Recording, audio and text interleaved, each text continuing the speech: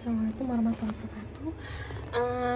Pada pertemuan ini kita akan membahas tentang tujuan fungsi ruang lingkup manajemen.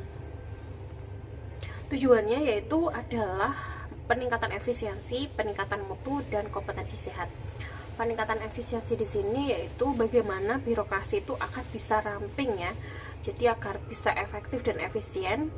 Terus adanya kebebasan dalam mengelola, sedangkan peningkatan mutu bagaimana peningkatan itu sesuai dengan standarisasi mutu yang telah ditetapkan bersama. Terus adanya kompetensi sehat antar instansi. Jadi kompetisi sehat maksudnya di sini, bukan kompetensi ya, kompetisi yang sehat. Jadi tujuannya itu pertama ada peningkatan efisiensi, yang kedua peningkatan mutu, yang ketiga adalah adanya kompetisi dalam satu instansi tapi kompetisinya itu bersifat sehat. Fungsinya yaitu ada perencanaan, planning, organization atau organisasi, lalu adanya supervisi atau pengawasan, dan asesmen atau penilaian. Nah, di sini dalam perencanaan itu dibutuhkan data untuk dikumpulkan, kemudian dicari fakta-fakta dari data yang telah dikumpulkan tadi, apakah data yang dikumpulkan itu berupa fakta atau bukan. Setelah itu penyusunan rencana ya. Nah, dalam penyusunan rencana ini ada tujuan khusus tertentu yang menjadi keunikan tersendiri dalam suatu organisasi, yang nantinya tujuan khusus itu harus ada periode waktu yang ditetapkan. Ada periode waktunya, jadi tidak terbatas tapi terbatas ya. Nah, nanti akan menghasilkan sasaran, kemudian sasaran itu akan dibentuk, dituangkan dalam tulisan, kemudian harus terukur, harus spesifik sesuai dengan alokasi waktu, terus kemudian harus menantang. Jadi sasarannya itu harus berupa tulisan, harus terukur, harus spesifik, harus menantang. Nah, organisasi itu menjelaskan siapa yang akan melakukan, siapa yang memimpin siapa, komunikasi, terus memusatkan sumber data terhadap sasaran. Jadi adanya integrasi suatu data yang terpusat.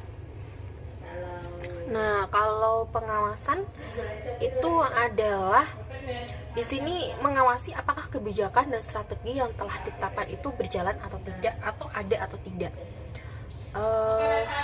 Anggaran yang ada, kemudian para anggota organisasinya, kemudian ada sarana prasarana, terus secara mutu hasil pekerjaan terpenuhi semaksimal mungkin, dan prosedur kerjanya juga harus jelas. Jadi ada prosedur kerja dan semua ditaati oleh semua pihak. Penilaian di sini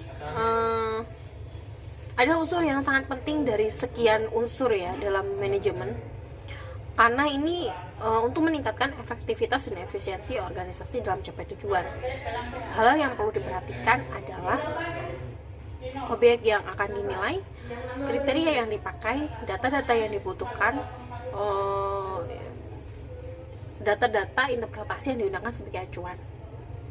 Jadi objek yang mau dinilai itu apa, terus kriteria dari objek yang akan digunakan itu apa, terus data-data yang dibutuhkan itu apa, terus interpretasinya bagaimana. Ruang lingkup itu adalah misalnya dalam kurikulum, dalam sarana prasarana kesiswaan, dan juga pada keuangan, hubungan masyarakat, administrasi, dan keamanan dalam suatu sekolah. Nah, itu ruang lingkupnya. Nanti kita akan pelajari setelah ini ruang lingkup per ruang lingkup manajemennya ya. Nah, demikianlah tujuan manfaat ruang lingkup dari manajemen sekolah. Kita bisa kembalikan lagi di mana tujuan itu yaitu peningkatan efisiensi, peningkatan mutu, dan kompetisi yang sehat.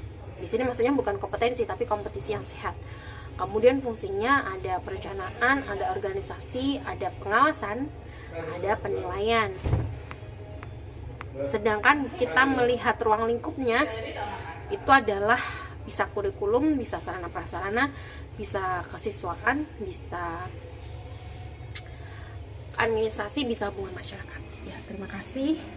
Selamat mendengarkan dari penjelasan saya. Semoga bisa diputar kembali ya. Bila dalam putaran pertama belum paham, bisa diputar lagi sampai nanti bisa memahami. Jika belum paham, bisa bertanya atau chat kepada saya. Semua pertanyaan akan saya terima dengan tangan terbuka.